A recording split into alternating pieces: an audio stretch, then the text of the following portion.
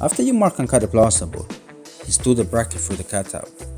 You can also hold the bracket using the finger hole provided on the bracket. Using one dry-landing screw on each wing, secure the bracket on the plasterboard, as this can hold up to 40 kg. Using two self-tapping screws, secure the metal backbox on the bracket. You can turn the bracket vertically if you clash with a stud. As you can see here, the bracket provides a perfect finish every time. It is now time to install the putty pad. First we'll remove dust and grease and grime from the socket box itself. Take the putty pad, remove it from the grease-proof paper. Now insert the putty pad into the back of the socket box, just like this.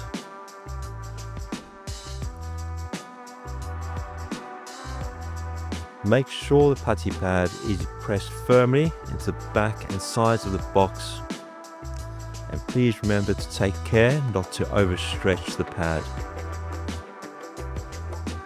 The cleaning of the box is important, particularly in metal socket boxes. Grease can build up in these and prevent the pad from sticking to the back of the box. So yeah, press firmly into all the corners, the back and sides of the box. Make sure that the putty pad is well secured into the socket box. Once you've done that, take a Stanley knife and trim off any excess putty that is now protruding from the front of the socket box. Of course, when installing the putty pad, please ensure that you always do it according to the tested solutions, and this must be in accordance with and suit your particular situation you have. Once you've trimmed off all the excess putty, press it firmly into place.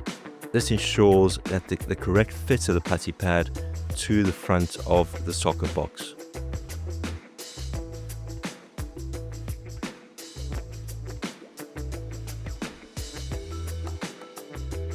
So as well as being a neat finish, it does also ensure that it is fitted correctly. Once again, press the putty pad firmly into all the corners, and you can actually take some of the excess putty and use that to patch up any holes that may have appeared in the socket box or in the putty pad,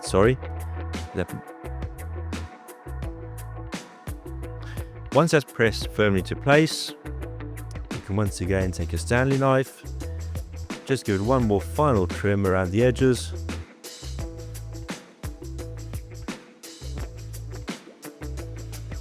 and then clear the screw holes with your Stanley knife.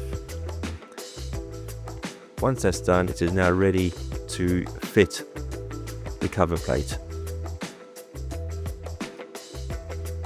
You've now successfully fitted the putty pad.